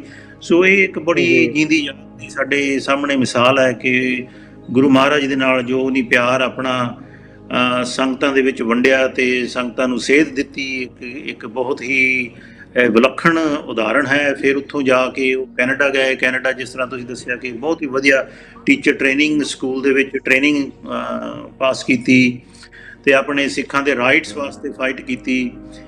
ਤੇ ਇੱਕ ਹੋਰ ਉਹਨਾਂ ਦੀ ਜ਼ਿੰਦਗੀ ਦਾ ਬਹੁਤ ਹੀ ਵਿਲੱਖਣ ਪਹਿਲੂ ਹੈ ਕਿ ਸੰਤ ਹਮੇਸ਼ਾ ਕਹਿੰਦੇ ਸੀ ਕਿ ਜਦੋਂ ਤੁਸੀਂ ਕੋਈ ਵੀ ਸਮਾਜਿਕ ਪ੍ਰੋਗਰਾਮ ਹੋਵੇ ਸਟੇਜਾਂ ਦੇ ਉੱਤੇ ਆਮ ਦੇਖਿਆ ਜਾਂਦਾ ਕਿ ਲੋਕ ਕੁਰਸੀ ਤੇ ਮਾਈਕ ਦੀ ਇੰਨੀ ਭੁੱਖ ਹੈ ਕਿ ਜਿਹਦੇ ਹੱਥ ਇੱਕ ਵਾਰ ਬੋਲਣ ਦੀ ਉਹਨਾਂ ਨੂੰ ਮਾਈਕ ਮਿਲ ਜਾਏ ਤਾਂ ਉਹ ਛੱਡ ਕੇ ਰਾਜੀ ਨਹੀਂ। ਉਹਨੇ ਕਿਹਾ ਵੀ ਇਸ ਤਰ੍ਹਾਂ ਦੇ ਸਮਾਜਿਕ ਫੰਕਸ਼ਨ ਹੈ ਉਹਨਾਂ ਦੇ ਵਿੱਚ ਹਮੇਸ਼ਾ ਉਹਨਾਂ ਨੂੰ ਬੋਲਣ ਦਾ ਚਾਂਸ ਦਿਓ ਜਿਹੜੇ ਲੁਕਦੇ ਫਿਰਦੇ ਨੇ, ਪਿੱਛੇ ਨੂੰ ਜਾਂਦੇ ਨੇ, ਕਿਉਂਕਿ ਉਹੀ ਇਨਸਾਨ ਹੈ ਜਿਹੜਾ ਥੋੜਾ ਜਿਹਾ ਸਟੇਜ ਤੋਂ ਡਰਦਾ ਹੈ, ਥੋੜਾ ਜਿਹਾ ਕੁਰਸੀ ਤੋਂ ਡਰਦਾ ਹੈ, ਥੋੜਾ ਜਿਹਾ ਆਪਣੇ ਮਾਈਕ ਤੋਂ ਡਰਦਾ ਹੈ। ਉਹ ਹਮੇਸ਼ਾ ਆਪਣੇ ਦਿਲ ਦੀ ਗੱਲ ਕਰੇਗਾ, ਸੱਚੀ ਗੱਲ ਕਰੇਗਾ, ਤੇ ਉਹਦੀ ਗੱਲ ਦੇ ਵਿੱਚ ਦਮ ਵੀ ਹੋਏਗਾ ਤੇ ਉਹਦੀ ਗੱਲ ਦਾ ਸੰਗਤਾਂ ਦੇ ਉੱਤੇ ਅਸਰ ਵੀ ਹੋਏਗਾ। ਸੋ ਇਹ ਬਹੁਤ ਵਧੀਆ ਇੱਕ ਨੂੰ ਨਿਊਯਾਰਕ ਦੇ ਵਿੱਚ ਇੱਕ ਲੈਕਚਰ ਕਰਨ ਵਾਸਤੇ ਕਿਹਾ ਗਿਆ, ਤੇ ਉਹ ਲੈਕਚਰ ਹੁੰਦਾ ਕਿ ਸਾਨੂੰ ਹੁੰਦਾ ਕਿ ਜਦੋਂ ਅੱਜ ਕੱਲ੍ਹ ਦੇ ਪੜ੍ਹਿਆਂ ਲਿਖਿਆਂ ਦਾ ਇਹ ਹਾਲ ਹੈ ਕਿ ਜੇ ਉਹਨਾਂ ਨੂੰ ਕਿਤੇ ਓਪਰਚੁਨਿਟੀ ਮਿਲ ਜਾਏ ਕਿ ਤੁਹਾਨੂੰ ਆਕਸਫੋਰਡ ਯੂਨੀਵਰਸਿਟੀ ਦੇ ਵਿੱਚ ਲੈਕਚਰ ਕਰਨ ਲਈ ਸੱਦਿਆ, ਉਹ ਭਾਵੇਂ ਤੁਹਾਨੂੰ ਲੈਕਚਰ ਦਾ ਟੌਪਿਕ ਇਹ ਦੇ ਦੇਣਗੇ ਤੁਸੀਂ ਜਾਂ ਸਿੱਖ ਧਰਮ ਦੀਆਂ ਕਮੀਆਂ ਦੇ ਉੱਤੇ ਲੈਕਚਰ ਕਰਨਾ। ਉਹ ਮਤਲਬ ਅੱਜ ਕੱਲ੍ਹ ਦੇ ਇੰਟੈਲੈਕਚੁਅਲ ਇੰਨੇ ਮਤਲਬ ਭੁੱਖੇ ਨੇ ਆਪਣੀ ਸ਼ਾਨ ਸ਼ੌਕਤ ਦੇ ਕਿ ਸਾਨੂੰ ਆਕਸਫੋਰਡ ਯੂਨੀਵਰਸਿਟੀ 'ਚ ਇਨਵੀਟੇਸ਼ਨ ਆਈ ਹੈ ਜੀ ਸਿੱਖ ਧਰਮ ਦੇ ਉੱਤੇ ਬੋਲਣਾ, ਨੈਗੇਟਿਵ ਦੇ ਉੱਤੇ ਬੋਲਣਾ, ਉਹ ਬੜਾ ਖੁਸ਼ ਹੋ ਕੇ ਉਹਨੂੰ ਲੈਣਗੇ। ਪਰ ਇਹਨਾਂ ਨੂੰ ਉਹ ਟੌਪਿਕ ਦਿੱਤਾ ਗਿਆ ਕਿ ਤੁਸੀਂ ਇੰਡੀਆ ਦੇ ਅਫੇਅਰ ਦੇ ਉੱਤੇ ਬੋਲਣਾ। ਇਨੀ ਉਹ ਬਿਲਕੁਲ ਉਹਨਾਂ ਨੂੰ ਦੱਸ ਦਿੱਤਾ ਕਿ ਭਾਈ ਇੰਡੀਆ ਦੇ ਵਿੱਚੋਂ ਜੇ ਕੋਈ ਮੈਸੇਜ ਇੰਡੀਆ ਤੋਂ ਬਾਹਰ ਦੇਣੇ ਵਾਲਾ ਹੈ ਤੇ ਉਹ ਗੁਰੂ ਨਾਨਕ ਦੇਵ ਜੀ ਦਾ ਮੈਸੇਜ ਹੈ। ਮੈਂ ਪਹਿਲਾਂ ਬੋਲਾਂਗਾ ਤਾਂ ਗੁਰੂ ਨਾਨਕ ਦੇਵ ਜੀ ਦਾ ਜੋ ਵਿਜ਼ਨ ਸੀ ਇੰਡੀਆ ਵਾਸਤੇ, ਪੂਰੀ ਮਾਨਵਤਾ ਵਾਸਤੇ, ਦੁਨੀਆ ਵਾਸਤੇ, ਮੈਂ ਪਹਿਲਾਂ ਗੁਰੂ ਨਾਨਕ ਦੇਵ ਜੀ ਦੀ ਫਿਲਾਸਫੀ ਤੇ ਬੋਲਾਂਗਾ। ਉਹ ਤੋਂ ਬਾਅਦ ਜੇ ਤੁਸੀਂ ਮੈਨੂੰ ਕਰੰਟ ਅਫੇਅਰ ਦੇ ਉੱਤੇ, ਫਿਰ ਉਹਨੇ ਉਹਨਾਂ ਨੂੰ 2 ਲੈਕਚਰਾਂ ਦਾ ਟਾਈਮ ਦਿੱਤਾ। ਸੋ ਇਹ ਹੈ ਕਿ ਤੁਸੀਂ ਜੋ ਕਹਿਣਾ ਚਾਹੁੰਦੇ ਹੋ, ਤੁਹਾਡਾ ਜਿਹੜਾ ਅਸੂਲ ਹੈ, ਤੁਹਾਡੇ ਪ੍ਰਿੰਸੀਪਲ ਹੈ, ਉਹਨਾਂ ਦੇ ਉੱਤੇ ਪੱਕੇ ਰਹਿਣਾ ਬਹੁਤ ਜ਼ਰੂਰੀ ਹੈ। ਇਹ ਸਿੱਖੀ ਦੀ ਇੱਕ ਨਿਸ਼ਾਨੀ ਹੈ। ਸੋ ਉਹਨਾਂ ਦੇ ਬਹੁਤ ਵਧੀਆ ਲੈਕਚਰ, ਬਹੁਤ ਵਧੀਆ ਉਹਨਾਂ ਦੀ ਫੀਡਬੈਕ ਵੀ ਮਿਲਿਆ। ਉਹ ਤੋਂ ਬਾਅਦ ਉਹਨਾਂ ਦਾ ਦੇਖੋ, ਉਹਨਾਂ ਦਾ ਵਿਜ਼ਨ ਤਾਂ ਸੀਗਾ ਇਹ ਕਿ ਜੋ ਸਾਇੰਟੀਫਿਕ ਐਜੂਕੇਸ਼ਨ ਹੈ ਉਹਦੇ ਨਾਲ ਜਿਹੜੀ ਅਧਿਆਤਮਕ ਐਜੂਕੇਸ਼ਨ ਹੈ, ਜੋ ਗੁਰੂ ਨਾਨਕ ਦੇਵ ਜੀ ਦਾ ਮੈਸੇਜ ਹੈ, ਉਹ ਬਹੁਤ ਜ਼ਰੂਰੀ ਹੈ ਕਿ ਕਰੰਟ ਐਜੂਕੇਸ਼ਨ ਸਿਸਟਮ ਦੇ ਵਿੱਚ ਉਹਨੂੰ ਬਲੈਂਡ ਕੀਤਾ ਜਾਵੇ। ਫਿਰ ਚਲੋ ਹਾਰਵਰਡ ਯੂਨੀਵਰਸਿਟੀ ਤੋਂ ਉਹਨੇ ਡਿਗਰੀਆਂ ਕੀਤੀਆਂ, ਵੈਸਟਰਨ ਵਰਲਡ ਦੇ ਵਿੱਚ ਵੀ ਛਾਏ ਰਹੇ, ਤੇ ਕੈਨੇਡਾ ਦੇ ਵਿੱਚ ਦੇਖੋ ਉਹਨੇ 250 ਏਕੜ ਜਗ੍ਹਾ ਲੈ ਕੇ, ਉਸ ਟਾਈਮ ਦੇ ਵਿੱਚ ਬੜੀ ਪ੍ਰਾਈਮ ਲੋਕੇਸ਼ਨ, 250 ਏਕੜ ਜਗ੍ਹਾ ਲੈ ਕੇ ਇੱਕ ਸਿੱਖ ਯੂਨੀਵਰਸਿਟੀ ਕਾਇਮ ਕਰਨ ਦਾ ਉਹਨਾਂ ਦਾ ਸੁਪਨਾ ਸੀ। ਫਿਰ ਉਹਨੇ ਖਾਲਸਾ ਦੀਵਾਨ ਸੁਸਾਇਟੀਆਂ ਸੈਟਅਪ ਕੀਤੀਆਂ। ਸੋ ਉਹਨਾਂ ਦੇ ਵਿੱਚ ਇੰਨੀ ਤੇ ਹੰਬਲਨੈਸ ਸੀ ਕਿ ਉਹਨਾਂ ਨੂੰ ਵਾਪਸ ਆਉਣ ਵਾਸਤੇ, ਉਹਨਾਂ ਦੇ ਕੋਲ ਕੈਨੇਡਾ ਤੋਂ ਵਾਪਸ ਇੰਡੀਆ ਆਉਣ ਵਾਸਤੇ ਉਹਨਾਂ ਕੋਲ ਕਿਰਾਇਆ ਨਹੀਂ ਸੀ। ਉਹਨਾਂ ਕੋਲ ਕਿਰਾਇਆ ਸਿਰਫ ਇੱਕ ਪੈਸੇ ਸੀ ਕਿ ਜਾਪਾਨ ਤੱਕ ਉਹ ਕਿ ਅਸੀਂ ਮੈਂ ਜਾਪਾਨ ਤੱਕ ਪਹੁੰਚ ਜਾਵਾਂ ਤੇ ਉੱਥੋਂ ਫਿਰ ਹੋਰ ਕੋਈ ਸਿੱਖ ਮਿਲ ਜਾਣਗੇ ਤੇ ਉਹ ਮੇਰੀ ਮਦਦ ਕਰਨਗੇ ਤਾਂ ਫਿਰ ਇੰਡੀਆ ਚਲੇ ਜਾਵਾਂਗੇ। ਸੋ ਇਹਨਾਂ ਦੀ ਇਸ ਤਰ੍ਹਾਂ ਦੀ ਐਬਿਲਿਟੀ ਕਿ ਜਿਹੜੇ 250 ਏਕੜ ਜ਼ਮੀਨ ਖਰੀਦ ਸਕਦੇ ਨੇ, ਉਹਨੇ ਆਪਣੇ ਪੈਸੇ ਦੀ ਬਿਲਕੁਲ, ਉਹਨਾਂ ਨੂੰ ਨਾ ਕੋਈ ਸ਼ੋਹਰਤ ਦੀ ਭੁੱਖ, ਨਾ ਪੈਸੇ ਦੀ ਭੁੱਖ, ਪਰ ਹਾਂ ਉਹਨਾਂ ਦਾ ਜਿਹੜਾ ਗਿਆਨ ਸੀ, ਜਿਹੜਾ ਸ਼ਬਦ ਗੁਰੂ ਦੇ ਨਾਲ ਪਿਆਰ ਸੀ, ਵਿਦਿਆ ਨਾਲ ਪਿਆਰ ਸੀ, ਉਸ ਦੀ ਉਹਦੀ ਦੇਣ ਜੋ ਆਪਣੀ ਕਮਿਊਨਿਟੀ ਨੂੰ, ਸਿੱਖ ਕਮਿਊਨਿਟੀ ਕਦੀ ਵੀ ਉਸ ਚੀਜ਼ ਨੂੰ ਭੁੱਲ ਨਹੀਂ ਸਕਦੀ। ਪਰ ਅਸੀਂ ਇਹ ਬੜੇ ਦੁੱਖ ਨਾਲ ਕਹਿਣਾ ਪੈਂਦਾ ਕਿ ਅੱਜ ਕੈਨੇਡਾ ਦੇ ਵਿੱਚ ਰੈਕੋਗਨੀਸ਼ਨ ਕੀਤਾ ਹੈ ਕਿ 1 ਜੁਲਾਈ ਨੂੰ ਸੰਤ ਤੇਜਾ ਸਿੰਘ ਡੇ ਮਨਾਉਣ ਦਾ ਉਹਨੇ ਇੰਟਰਨੈਸ਼ਨਲ ਲੈਵਲ ਤੇ ਉਹ ਆਪਣੇ ਇੱਕ ਬਹੁਤ ਹੀ ਵਧੀਆ ਇਨੀਸ਼ੀਏਟਿਵ ਕਾਇਮ ਕੀਤਾ ਉਹਨੇ। ਤੇ ਇਸ ਵਰਤ ਤੇ ਅਸੀਂ ਵੀ ਸੋਚਿਆ ਕਿ ਅੱਜ ਦਾ ਪ੍ਰੋਗਰਾਮ ਅਸੀਂ ਸੰਤ ਤੇਜਾ ਸਿੰਘ ਜੀ ਮਹਾਰਾਜ ਨੂੰ ਡੈਡੀਕੇਟ ਕਰੀਏ।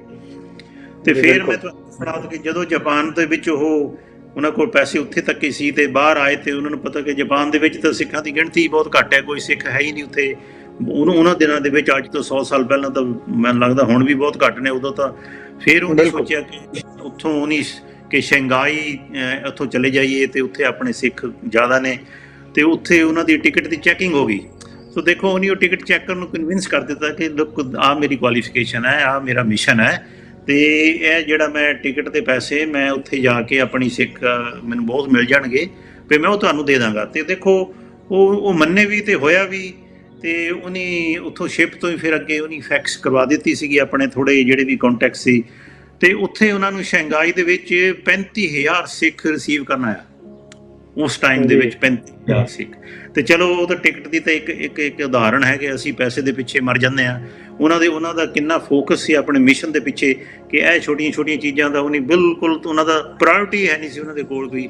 ਇੰਨਾ ਮਸਤਾਨਾ ਸਾਦਾ ਜੀਵਨ, ਐਡੀ ਬੜੀ ਪਰਸਨੈਲਿਟੀ, ਤੇ ਪੂਰੀ ਸਿੱਖ ਸਰੂਪ ਦੇ ਵਿੱਚ, ਪੂਰੇ ਵੈਸਟਰਨ ਵਰਲਡ ਦੇ ਵਿੱਚ ਇੱਕ ਤਰ੍ਹਾਂ ਦਾ ਉਹਨੇ ਤਹਿਲਕਾ ਮਚਾਇਆ ਆਪਣੇ ਦਿਨਾਂ ਦੇ ਵਿੱਚ। ਉਹਨਾਂ ਦੇ ਵਿੱਚ ਜੋ ਕਿ ਅੱਜ ਪੂਰੀ ਸਿੱਖ ਕੌਮ ਉਸਦਾ ਕਰਜ਼ਾਈ ਹੈ, ਉਹਨਾਂ ਦੀ ਜੋ ਕੰਟਰੀਬਿਊਸ਼ਨ ਹੈ। ਫਿਰ ਦੇਖੋ ਉਹਨਾਂ ਦਾ ਜੀਵਨ 1869 ਤੋਂ ਲੈ ਕੇ 1965 ਤੱਕ, ਫਿਰ ਆਖਰੀ 10-15 ਸਾਲਾਂ ਦੇ ਵਿੱਚ ਆ ਕੇ ਉਹਨੇ ਆਪਣਾ ਬੜੂ ਸਾਹਿਬ ਜੋ ਹੈ ਬਾਬਾ ਇਕਬਾਲ ਸਿੰਘ ਜੀ ਤੇ ਡਾਕਟਰ ਖੇਮ ਸਿੰਘ ਜੀ, ਹੋਰ ਡਾਕਟਰ ਗੁਰਬਖਸ਼ ਸਿੰਘ ਜੀ, ਇਹ ਕਾਫੀ ਉਦੋਂ ਦੇ ਜੋ ਬ੍ਰਾਈਟ ਸਟੂਡੈਂਟ ਸੀ ਇਹਨਾਂ ਦੇ ਜਿਸ ਤਰ੍ਹਾਂ ਸੰਤ ਤੇਜਾ ਸਿੰਘ ਜੀ ਸੰਤ ਅਤਰ ਸਿੰਘ ਜੀ ਦੇ ਸ਼ਾਗਿਰਦ ਬਣੇ, ਇਸੇ ਤਰ੍ਹਾਂ ਫਿਰ ਇਹ 3 ਸਟੂਡੈਂਟ ਸੰਤ ਤੇਜਾ ਸਿੰਘ ਜੀ ਦੇ ਉਹਨਾਂ ਨੂੰ ਆਪਣਾ ਉਹੀ ਕਿ ਜੋ ਬਚਨ ਉਹਨਾਂ ਦਾ ਬਚਨ ਕਮਾਉਣਾ ਸੀ।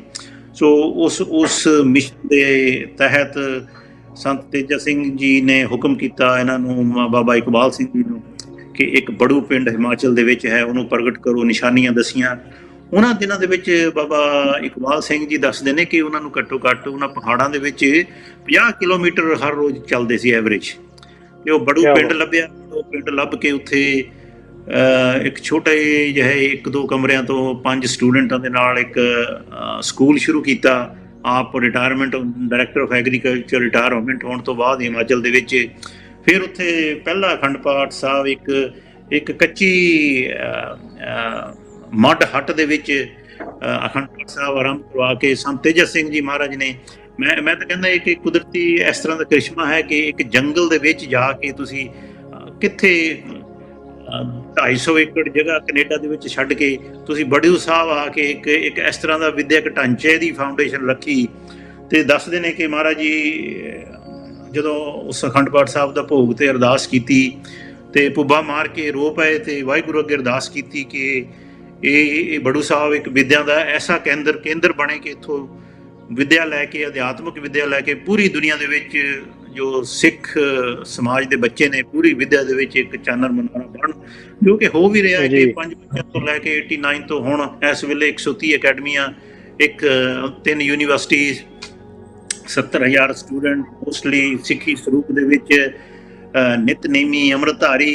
ਸੋ ਹੁਣ ਜੋ ਇਹਨਾਂ ਅਕੈਡਮੀਆਂ ਦੇ ਸਟੂਡੈਂਟ ਅੱਗੇ ਯੂਨੀਵਰਸਿਟੀ ਤੋਂ ਬਾਅਦ ਜਾ ਕੇ ਉੱਚੀਆਂ ਪੋਸਟਾਂ ਤੇ ਜਾ ਰਹੇ ਨੇ।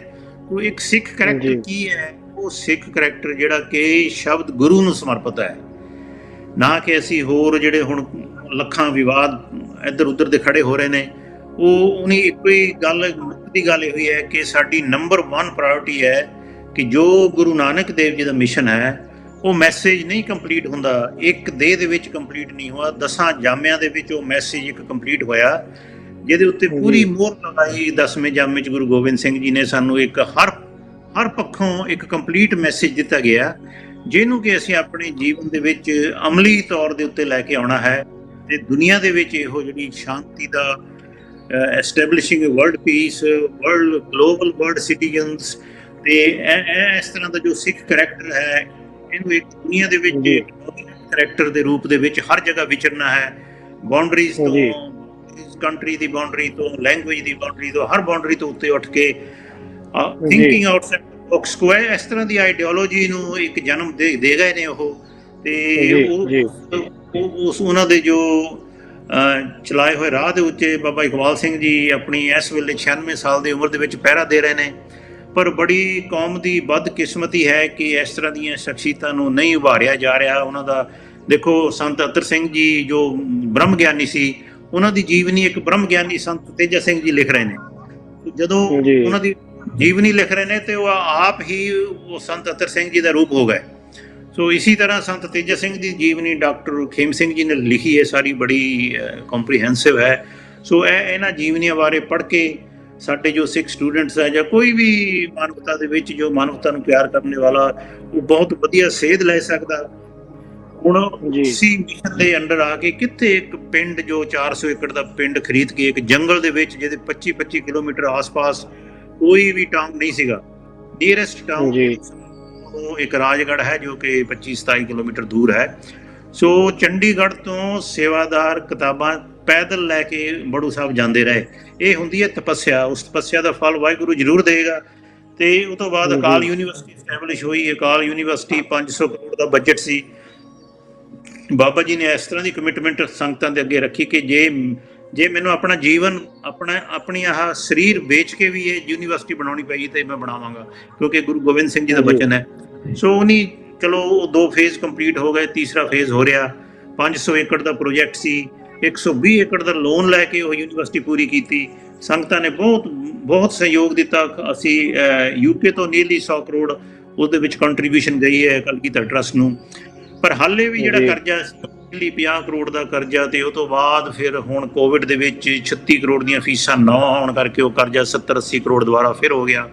ਸੋ ਮੇਰੀ ਤੇ ਪੂਰੀ ਆਪਣੇ ਜੋ ਸੰਗਤ ਟੀਵੀ ਦੇ ਦਰਸ਼ਕ ਨੇ ਤੇ ਪੂਰੇ ਸਿੱਖ ਜਗਤ ਨੂੰ ਇਹੋ ਅਪੀਲ ਹੈ ਕਿ ਇਸ ਤਰ੍ਹਾਂ ਦੇ ਸੰਤ ਮਹਾਂਪੁਰਖ ਜਿਨ੍ਹਾਂ ਨੇ ਆਪਣਾ ਸਾਹ ਇੱਕ ਸਾਹ ਖਾਲਸਾ ਪੰਥ ਦੇ ਲੇਖੇ ਲਾਇਆ, ਮੈਸੇਜ ਸਿਰਫ ਸ਼ਬਦ ਗੁਰੂ ਨੂੰ ਹੀ ਅੱਗੇ ਰੱਖਿਆ, ਆਪਣੇ ਆਪ ਨੂੰ ਹਮੇਸ਼ਾ ਪਿੱਛੇ ਰੱਖਿਆ, ਉਹੀ ਵਿਲੱਖਣਤਾ ਅੱਜ ਬੜੂ ਸਾਹਿਬ ਦੇ ਬਾਬਾ ਇਕਬਾਲ ਸਿੰਘ ਜੀ ਕਰ ਰਹੇ ਨੇ ਕਿ ਜਦੋਂ ਵੀ ਅਸੀਂ ਜਾ ਕੇ ਉਹਨਾਂ ਨੂੰ ਨਤਮਸਤਕ ਹੁੰਦੇ ਹਾਂ ਤਾਂ ਉਹ ਕਹਿੰਦੇ ਨਹੀਂ, ਸਾਰਿਆਂ ਨੂੰ ਬੜੇ ਪਿਆਰ ਨਾਲ ਕਹਿੰਦੇ ਨੇ ਕਿ ਭਾਈ ਮੈਂ ਕੁਝ ਨਹੀਂ ਕੀਤਾ, ਜਿੱਥੋਂ ਮੈਨੂੰ ਸਭ ਕੁਝ ਮਿਲਿਆ ਗੁਰੂ ਗ੍ਰੰਥ ਸਾਹਿਬ ਜੀ, ਉਹਨਾਂ ਦਾ ਜਾ ਕੇ ਉੱਥੇ ਮੱਥਾ ਟੇਕੋ, ਉੱਥੇ ਜਾ ਕੇ ਆਪਣੀ ਅਰਦਾਸ ਕਰੋ, ਉੱਥੋਂ ਸਭ ਕੁਝ ਤੁਹਾਨੂੰ ਮਿਲੇਗਾ। ਤੇ ਉਹ ਗੁਰੂ ਗ੍ਰੰਥ ਸਾਹਿਬ ਦੇ ਲੜ ਲਾ ਰਹੇ ਨੇ। ਸੋ ਅਸੀਂ ਇਹੋ ਅਪੀਲ ਕਰਦੇ ਹਾਂ ਕਿ ਜਿਹੜਾ ਇਸ ਵੇਲੇ ਇਸ ਆਰਗੇਨਾਈਜੇਸ਼ਨ ਦੇ ਉੱਤੇ 70-80 ਕਰੋੜ ਦਾ ਕਰਜ਼ਾ ਹੈ, ਉਹਦੇ 'ਚ ਤੁਸੀਂ ਆਪਣਾ ਵਨ ਆਫ ਡੋਨੇਸ਼ਨ ਦੇ ਕੇ ਇਹ ਪ੍ਰੋਗਰਾਮ ਅੱਜ ਦਾ ਅਸੀਂ ਸੰਤ ਤੇਜਾ ਸਿੰਘ ਜੀ ਨੂੰ ਸਮਰਪਿਤ ਕੀਤਾ ਕਿ ਜੋ ਉਹਨਾਂ ਦਾ ਮਿਸ਼ਨ ਹੈ ਕਿ ਉਹਨਾਂ ਨੂੰ ਆਪਣੀ ਕੋਈ ਕਿਸੇ ਤਰ੍ਹਾਂ ਦੀ ਵਡਿਆਈ ਦੀ ਉਹਨਾਂ ਨੂੰ ਕੋਈ ਲਾਲਚ ਨਹੀਂ, ਨਾ ਹੀ ਉਹਨਾਂ ਨੂੰ ਆਪਣੇ ਆਪ ਨੂੰ ਅੱਗੇ ਰੱਖਿਆ। ਐਡੀ ਬੜੀ ਵਿੱਦਿਆ ਤੋਂ ਬਾਅਦ ਇੱਕ ਛੋਟੀ ਜਿਹੀ ਟੀਚਰ ਦੀ ਨੌਕਰੀ ਆ ਕੇ ਕੀਤੀ ਆਪਣੇ ਪੰਜਾਬ ਦੇ ਵਿੱਚ, ਜੋ ਕਿ ਪਹਿਲੇ ਖਾਲਸਾ ਕਾਲਜ ਦੇ ਪ੍ਰਿੰਸੀਪਲ ਵੀ ਹੋਏ, ਬਨਾਰਸ ਹਿੰਦੂ ਯੂਨੀਵਰਸਿਟੀ ਦੇ ਪ੍ਰਿੰਸੀਪਲ ਉਹ ਸਥਾਪਿਤ ਕੀਤੇ ਗਏ, ਬਹੁਤ ਉੱਚੇ ਉੱਤੇ ਉਹਦੇ ਛੱਡ ਕੇ ਇੱਕ ਬੜੀ ਹੰਬਲਤਾ, ਬੜੀ ਆਪਣੀ ਗਰੀਬੀ ਦੇ ਵਿੱਚ ਆ ਕੇ ਇੱਕ ਟੀਚਰ ਦੀ ਨੌਕਰੀ ਕਰਕੇ ਇਸ ਮਿਸ਼ਨ ਨੂੰ ਬਹੁਤ ਅੱਗੇ ਲੈ ਕੇ ਗਏ ਨੇ ਉਹ, ਤੇ ਉਹਦਾ ਫਲ ਅਸੀਂ ਦੇਖ ਰਹੇ ਹਾਂ। ਤੇ ਅੱਜ ਸਾਡਾ ਫਰਜ਼ ਬਣਦਾ ਹੈ ਕਿ ਇਸ ਆਰਗੇਨਾਈਜੇਸ਼ਨ ਨੂੰ, ਜੋ ਕਿ ਇੱਕ ਟੈਸਟਿੰਗ ਟਾਈਮ ਹੈ ਇਹਨਾਂ ਵਾਸਤੇ, ਕਿਉਂਕਿ ਟਾਰਗੇਟ ਇਹਨਾਂ ਦਾ 500 ਸਕੂਲਾਂ ਦਾ, 130 ਸਕੂਲਾਂ ਤੇ ਆ ਕੇ ਸਾਨੂੰ ਸਟਾਪ ਕਰਨਾ ਪਿਆ, ਕਿਉਂਕਿ ਇਹ ਜਿਹੜਾ ਕਰਜ਼ ਹੈ ਇਹ ਨਹੀਂ ਅਸੀਂ ਚਾਹੁੰਦੇ ਕਿ ਉਹ ਕਰਜ਼ ਹੀ ਇਸ ਸੰਸਥਾ ਨੂੰ ਦੱਬ ਲਏ। ਸੋ ਵਾਹਿਗੁਰੂ ਦੀ ਬੜੀ ਕਿਰਪਾ ਹੈ, ਸੰਗਤਾਂ ਨੇ ਬਹੁਤ ਵੱਧ ਚੜ੍ਹ ਕੇ ਸਹਿਯੋਗ ਦੇ ਰਹੀਆਂ ਨੇ। ਸੋ ਅੱਜ ਦੇ ਪ੍ਰੋਗਰਾਮ 'ਚ ਜਿੱਦਾਂ ਅਸੀਂ ਪਿਛਲੇ ਪ੍ਰੋਗਰਾਮ 'ਚ ਅਪੀਲ ਕੀਤੀ ਸੀ ਕਿ ਵਨ ਆਫ ਡੋਨੇਸ਼ਨ ਦੇ ਕੇ, ਜਿਸ ਤਰ੍ਹਾਂ ਬਾਬਾ ਜੀ ਨੇ ਕਿਹਾ ਸੀ ਕਿ ਤੁਸੀਂ 5000 ਪਾਉਂਡ ਦੀ ਸੇਵਾ ਕਰਕੇ ਇੱਕ ਕਮਰੇ ਦੀ ਸੇਵਾ ਜੇ ਅਕਾਲ ਯੂਨੀਵਰਸਿਟੀ ਵਿੱਚ ਕਰੋਗੇ ਤਾਂ ਗੁਰੂ ਗੋਬਿੰਦ ਸਿੰਘ ਜੀ ਗੋਦ ਵਿੱਚ ਜਾ ਕੇ ਬੈਠੋਗੇ। ਸੋ ਇੱਕ ਮੁਕਤੀ ਦਾ ਬਹੁਤ ਹੀ ਸਸਤਾ ਸੌਦਾ ਹੈ ਇਹੋ, ਜੇ ਅਸੀਂ ਇਹੋ ਕਰ ਸਕੀਏ ਆਪਣੇ ਦਸਵੰਧ ਦੇ ਵਿੱਚੋਂ 5-5000 ਪਾਉਂਡ ਅਸੀਂ ਵਨ ਆਫ ਡੋਨੇਸ਼ਨ ਦੇ ਕੇ, ਜੇ ਅਸੀਂ ਸੰਸਥਾ ਨੂੰ ਕਰਜ਼ਾ ਮੁਕਤ ਕਰ ਦਿੱਤਾ ਜਾਵੇ। ਸੋ ਇੱਕੋ ਇੱਕ ਐਸੀ ਸੰਸਥਾ ਹੈ ਜਿਹਦੇ ਵਿੱਚ ਇਹ ਕੰਪਲਸਰੀ ਹੈ ਕਿ ਜੇ ਸਿੱਖ ਪਰਿਵਾਰ ਦਾ ਬੱਚਾ ਹੈ ਉਹ ਸਿੱਖੀ ਸਰੂਪ ਦੇ ਵਿੱਚ ਉਹਦਾ ਰਹਿਣਾ ਲਾਜ਼ਮੀ ਹੈ, ਤੇ ਉਹਦਾ ਨਿਤਨੇਮੀ ਹੋਣਾ ਲਾਜ਼ਮੀ ਹੈ, ਅੰਮ੍ਰਿਤ ਛਕਣਾ ਲਾਜ਼ਮੀ ਹੈ, ਸ਼ਬਦ ਗੁਰੂ ਦੇ ਨਾਲ ਜੁੜ ਕੇ, ਸ਼ਬਦ ਗੁਰੂ ਦੀ ਸੇਧ ਲੈ ਕੇ ਆਪਣਾ ਜੀਵਨ ਇੱਕ ਚਾਨਣ ਮਨਾਰਾ, ਇੱਕ ਰੋਲ ਮਾਡਲ ਬਣ ਕੇ ਦੁਨੀਆ ਦੇ ਵਿੱਚ ਵਿਚਰਨਾ ਹੈ। ਸੋ ਇਸ ਤਰ੍ਹਾਂ ਦੀ ਮਿਸ਼ਨ ਦੀ ਅਸੀਂ ਵੱਧ ਚੜ ਕੇ ਸਹਾਇਤਾ ਕਰੀਏ। ਤਾਂ ਸਾਡੀ ਅਪੀਲ ਹੈ ਕਿ ਵਨ ਡੋਨੇਸ਼ਨ ਜ਼ਰੂਰ ਕਰੋ ਤਾਂ ਕਿ ਸੰਸਥਾ ਨੂੰ ਅਸੀਂ ਹੋਰ ਬੁਲੰਦੀਆਂ ਤੱਕ ਲਿਜਾ ਸਕੀਏ ਤੇ ਪੰਜਾਬ ਦੇ ਵਿੱਚ 500 ਸਕੂਲ ਦਾ ਨੈਟਵਰਕ ਕਰਕੇ ਕਿ ਜੋ ਸਿੱਖੀ ਇਸ ਵੇਲੇ ਬਿਲਕੁਲ ਇੱਕ, ਮੈਂ ਕਹਿੰਦਾ ਪੂਰੀ ਅਗਿਆਨਤਾ ਦੇ ਅੰਧੇਰੇ ਵਿੱਚ ਡੁੱਬੀ ਹੋਈ ਹੈ ਪੰਜਾਬ ਦੇ ਵਿੱਚ, ਉਹਨੂੰ ਅਸੀਂ ਇਸ ਅੰਧੇਰੇ ਵਿੱਚੋਂ ਕੱਢ ਸਕੀਏ। ਸੋ ਇਹ ਸੰਗਤਾਂ ਅੱਗੇ ਫਿਰ ਹੱਥ ਜੋੜ ਕੇ ਬੇਨਤੀ ਹੈ ਕਿ ਇਹਦੇ 'ਚ ਇੱਕ ਵਨ ਆਫ ਡੋਨੇਸ਼ਨ ਜ਼ਰੂਰ ਕਰੋ ਤਾਂ ਕਿ ਅਸੀਂ ਫਿਰ ਆਪਣੇ ਰੂਟੀਨ ਜਿਹੜੇ ਪ੍ਰੋਗਰਾਮ ਹੈ ਬੱਚਿਆਂ ਦੀ ਸਪਾਂਸਰਸ਼ਿਪ ਦਾ ਫਿਰ ਇਹ ਤੋਂ ਬਾਅਦ ਉਹ ਅਸੀਂ ਕੰਟੀਨਿਊ ਕਰਾਂਗੇ ਜੀ। ਜੀ ਬਿਲਕੁਲ ਜੀ। ਅਟਵਾਲ ਸਾਹਿਬ ਬਹੁਤ ਬਹੁਤ ਧੰਨਵਾਦ ਤੁਹਾਡਾ। ਅਖੀਰ ਦੇ ਵਿੱਚ ਗਿਆਨੀ ਜੀ ਮੈਂ ਤੁਹਾਡੇ ਕੋਲੋਂ ਬਿਲਕੁਲ 2 ਚੰਦ ਲਫ਼ਜ਼ਾਂ ਦੇ ਵਿੱਚ ਕੋਈ ਮੈਸੇਜ ਲੈਣਾ ਚਾਹਾਂਗਾ, ਤੁਸੀਂ ਕੀ ਕਹਿਣਾ ਚਾਹੋਗੇ ਅੱਜ ਦੀ ਸਾਰੀ ਗੱਲਬਾਤ ਦੇ ਬਾਰੇ ਐਂਡ ਦੇ ਵਿੱਚ? ਹਾਂਜੀ, ਜਿਵੇਂ ਕਿ ਮਹਾਂਪੁਰਖਾਂ ਦੇ ਜੀਵਨਾਂ ਬਾਰੇ ਤੇ ਅਸੀਂ ਕਾਫੀ ਕੁਝ ਜਾਣਦੇ ਹਾਂ, ਪਰ ਉਹਨਾਂ ਦੇ ਜੋ ਧੁਰ ਅੰਦਰਲੀ ਆਵਾਜ਼ ਹੈ ਸਾਨੂੰ ਉਹ ਸੁਣਨੀ ਚਾਹੀਦੀ ਹੈ ਕਿ ਉਹਨਾਂ ਨੇ ਆਪਣੀ ਆਵਾਜ਼ ਵਿੱਚ ਸਾਨੂੰ ਕੀ ਮੈਸੇਜ ਦਿੱਤਾ, ਕੀ ਸੁਨੇਹਾ ਦਿੱਤਾ, ਔਰ ਕਿਹੜੇ ਉਹਨਾਂ ਨੇ ਪਰਉਪਕਾਰ ਕੀਤੇ ਨੇ। ਜਿਵੇਂ ਕਿ ਵਿਦਿਆ ਦੇ ਅਦਾਰੇ ਚੱਲ ਰਹੇ ਨੇ ਔਰ ਕੋਵਿਡ ਦੇ ਵਿੱਚ ਉਸ ਸੰਸਥਾ ਨੇ, ਗੁਰੂ ਸਾਹਿਬ ਨੇ ਸੰਗਤਾਂ ਦੀ ਬੜੀ ਸੇਵਾ ਕੀਤੀ ਹੈ, ਮਰੀਜ਼ਾਂ ਦੀ ਬੜੀ ਸੇਵਾ ਕੀਤੀ ਹੈ। ਤੇ ਇਸ ਦੇ ਦੌਰਾਨ, ਕੋਵਿਡ ਦੇ ਦੌਰਾਨ ਜੋ ਸੰਸਥਾ ਪਛੜ ਗਈ ਹੈ, ਭਾਵ ਕਿ ਜਿਵੇਂ ਖਰਚੇ ਤੇ ਉਸੇ ਤਰ੍ਹਾਂ ਚੱਲਦੇ ਰਹੇ ਨੇ, ਇਸ ਕਰਕੇ ਸੰਗਤਾਂ ਦੇ ਚਰਨਾਂ 'ਚ ਬੇਨਤੀ ਹੈ ਕਿ ਵੱਧ ਚੜ ਕੇ ਆਪਾਂ ਗੁਰੂ ਸਾਹਿਬ ਜੋ ਸੰਸਥਾ ਹੈ ਉਸ ਦੇ ਵੱਲ ਆਪਾਂ ਧਿਆਨ ਦਈਏ, ਸਹਿਯੋਗ ਦਈਏ ਤਾਂ ਕਿ ਇਹ ਸੰਸਥਾ ਪ੍ਰਫੁੱਲਤ ਹੋਵੇ, ਦਿਨ ਦੁਗਣੀ ਰਾਤ ਚੌਗੁਣੀ ਤਰੱਕੀ ਕਰੇ ਤਾਂ ਕਿ ਸੰਸਾਰ ਦਾ ਹੋਰ ਵੀ ਭਲਾ ਹੋਵੇ। ਇਹ ਸੰਤਾਂ ਦੀ ਆਵਾਜ਼ ਨੂੰ ਪਛਾਣਨਾ, ਜਾਣਨਾ ਤੇ ਸੁਣਨਾ ਬਹੁਤ ਜ਼ਰੂਰੀ ਹੈ। ਗਿਆਨੀ ਜੀ ਮੈਂ ਤੁਹਾਡੇ ਨਾਲ ਸਹਿਮਤ ਹਾਂ ਜੀ ਕਿ ਮਹਾਂਪੁਰਸ਼ਾਂ ਦੀ ਜੋ ਰੂਹ ਦੀ ਆਵਾਜ਼ ਜਿਹੜੀ ਤੁਸੀਂ ਗੱਲ ਕੀਤੀ ਹੈ ਬਿਲਕੁਲ ਸਾਨੂੰ ਸੁਣਨੀ ਚਾਹੀਦੀ ਹੈ। ਦੋਸਤੋ ਦੇਖੋ, ਇਸ ਤਰ੍ਹਾਂ ਦੀਆਂ ਜੋ ਸ਼ਖਸੀਅਤਾਂ ਹੁੰਦੀਆਂ ਨੇ ਉਹਨਾਂ ਦੀ ਜੋ ਆਪਣੀ ਜੀਵਨੀ ਹੁੰਦੀ ਹੈ, ਜਾਂ ਜੀਵਨ ਕਹਿ ਲਓ, ਜੋ ਆਪਣੇ ਜੀਵਨ ਦੇ ਕਾਰਜ ਹੁੰਦੇ ਆ ਉਹ ਇਨਸਾਨੀਅਤ ਨੂੰ ਸਮਰਪਿਤ ਹੁੰਦੇ ਆ। ਤੇ ਦੂਸਰਾ ਫਿਰ ਪੱਖ ਇਹ ਆ ਜਾਂਦਾ, ਇੱਕ ਸਿੱਕੇ ਦੇ ਜਿਸ ਤਰ੍ਹਾਂ ਦੋ ਪਹਿਲੂ ਹੁੰਦੇ ਆ, ਇਸੇ ਤਰ੍ਹਾਂ ਇਨਸਾਨੀਅਤ ਦਾ ਫਿਰ ਫਰਜ਼ ਬਣ ਜਾਂਦਾ ਕਿ ਉਹਨਾਂ ਵੱਲੋਂ ਜੋ ਮਿਸ਼ਨ ਚਲਾਏ ਗਏ ਆ ਉਹਨਾਂ ਦੇ ਨਾਲ ਜੁੜਨ, ਉਹਨਾਂ ਨੂੰ ਜੋ ਵੀ ਸਹਾਇਤਾ ਚਾਹੀਦੀ ਹੈ, ਮੈਨਲੀ ਪਾਵਰ ਚਾਹੀਦੀ ਹੈ, ਜਾਂ ਕੋਈ ਕਿਸੇ ਵੀ ਤਰ੍ਹਾਂ ਦੀ ਸਹਾਇਤਾ ਚਾਹੀਦੀ ਹੈ, ਚਾਹੇ ਵਿੱਤੀ ਸਹਾਇਤਾ ਚਾਹੀਦੀ ਹੈ। ਜਿਸ ਤਰ੍ਹਾਂ ਹੁਣ ਅਟਵਾਲ ਸਾਹਿਬ ਨੇ ਕਿਹਾ, ਤੁਹਾਨੂੰ ਦੱਸਿਆ ਕਿ ਸੰਸਥਾ ਜਿਹੜੀ ਉਹਨਾਂ ਨੇ ਚਲਾਈ ਹੈ ਉਹਦੇ ਤੇ ਹੁਣ ਇਸ ਵਕਤ ਇਹ ਸਿਚੁਏਸ਼ਨ ਹੈਗੀ ਹੈ ਕਿ ਉਹ ਹਾਰਡਸ਼ਿਪ ਦੇ ਵਿੱਚੋਂ ਗੁਜ਼ਰ ਰਹੀ ਹੈ। ਤਾਂ ਸਾਡਾ ਵੀ ਫਰਜ਼ ਬਣ ਜਾਂਦਾ ਕਿ ਚਲੋ, ਜੇਕਰ ਮਹਾਪੁਰਸ਼, ਸੰਤ ਮਹਾਪੁਰਸ਼ ਸਾਡੇ ਲਈ ਇੱਕ ਮਿਸ਼ਨ ਸ਼ੁਰੂ ਕਰਕੇ ਦੇ ਗਏ ਆ, ਸਾਨੂੰ ਇੱਕ ਪ੍ਰੋਜੈਕਟ ਦੇ ਗਏ ਆ, ਅੱਗੇ ਉਹਦੀ ਸਾਂਭ ਸੰਭਾਲ ਕਰਨ ਦੀ ਡਿਊਟੀ ਜਾਂ ਫਰਜ਼ ਉਹ ਸਾਡਾ ਹੋ ਜਾਂਦਾ। ਦੋਸਤੋ, ਅਸੀਂ ਜੋ ਅੱਜ ਦਾ ਐਪੀਸੋਡ ਕੀਤਾ ਨਾ, ਇਹ ਕੋਈ ਕੰਪਲੀਟ ਜਰਨੀ ਨਹੀਂ ਹੈ ਸੰਤ ਤੇਜਾ ਸਿੰਘ ਜੀ ਦੀ। ਇਹ ਤਾਂ ਇੱਕ ਕਹਿ ਲਓ ਵੀ ਹਾਈਲਾਈਟਸ ਨੇ। ਤੁਸੀਂ ਕਹਿ ਲਓ ਵੀ ਉਹਨਾਂ ਦੀ ਜਰਨੀ ਨੂੰ ਖੁਦ ਪੜ੍ਹੋ, ਸਮਝੋ। ਇਹ ਤਾਂ ਇੱਕ ਜਾਗ ਦੇ ਰੂਪ ਦੇ ਵਿੱਚ ਹੈ। ਸੋ ਇਹ ਮਿਸ਼ਨ ਬਹੁਤ ਵੱਡਾ ਹੈਗਾ ਆ, ਉਹਨਾਂ ਦੀ ਜੀਵਨੀ ਬਹੁਤ ਵੱਡੀ ਹੈਗੀ ਹੈ। ਇਹ ਜੋ ਲੜੀ ਹੈ, ਇੱਕ ਜੋ ਸੀਰੀਜ਼ ਹੈ ਸੰਤਾਂ ਮਹਾਂਪੁਰਸ਼ਾਂ ਦੀ, ਉਹ ਬੜੀ ਵੱਡੀ ਹੈਗੀ ਹੈ। ਉਪਰਾਲਾ ਬਹੁਤ ਵੱਡਾ ਹੈਗਾ ਆ। ਸੋ ਇਹਨਾਂ ਦੀ ਇੰਟੈਂਸ਼ਨ ਬਹੁਤ ਪਿਓਰ ਹੈਗੀ ਹੈ। ਸੋ ਇਹ ਜੋ ਇਨਸਾਨ ਹੁੰਦੇ ਨੇ, ਇਹ ਜੋ ਮਹਾਂਪੁਰਸ਼ ਹੁੰਦੇ ਨੇ, ਇਹਨਾਂ ਨੂੰ ਦੇਖਣ ਦੇ ਲਈ ਸਾਨੂੰ ਹਰ ਤਰ੍ਹਾਂ ਦੇ ਵਖਰੇਵੇਂ ਦੀ ਜੋ ਐਨਕ ਹੈ ਉਹਨੂੰ ਉਤਾਰਨਾ ਪਵੇਗਾ। ਇੱਕ ਇਨਸਾਨੀਅਤ ਦੇ ਨਜ਼ਰੀਏ ਤੋਂ ਇਹਨਾਂ ਨੂੰ ਸਾਨੂੰ ਦੇਖਣਾ ਪਏਗਾ। ਸੋ ਉਮੀਦ ਹੈ ਤੁਸੀਂ ਅੱਜ ਦੇ ਇਸ ਐਪੀਸੋਡ ਨੂੰ ਦੇਖ ਕੇ, ਸਾਡੀ ਅਪੀਲ ਨੂੰ ਸੁਣ ਕੇ, ਉਹਨਾਂ ਦੀ ਪ੍ਰੋਜੈਕਟਾਂ ਨੂੰ ਖੁੱਲੇ ਦਿਲ ਨਾਲ ਸਪੋਰਟ ਕਰੋਗੇ, ਇਹੀ ਉਮੀਦ ਕਰਦੇ ਹਾਂ, ਤਾਂ ਕਿ ਅੱਗੇ ਉਹਨਾਂ ਦਾ ਜੋ ਪ੍ਰੋਜੈਕਟ ਹੈ, ਜੋ ਮਿਸ਼ਨ ਹੈ, ਹੋਰ ਬੁਲੰਦੀਆਂ ਤੇ ਜਾਵੇ। ਸੋ ਅੱਜ ਦੇ ਐਪੀਸੋਡ 'ਚ ਇੰਨਾ ਹੀ। ਅਗਲੇ ਐਪੀਸੋਡ ਦੇ ਵਿੱਚ ਫਿਰ ਤੁਹਾਡੇ ਨਾਲ ਮੁਲਾਕਾਤ ਹੋਏਗੀ।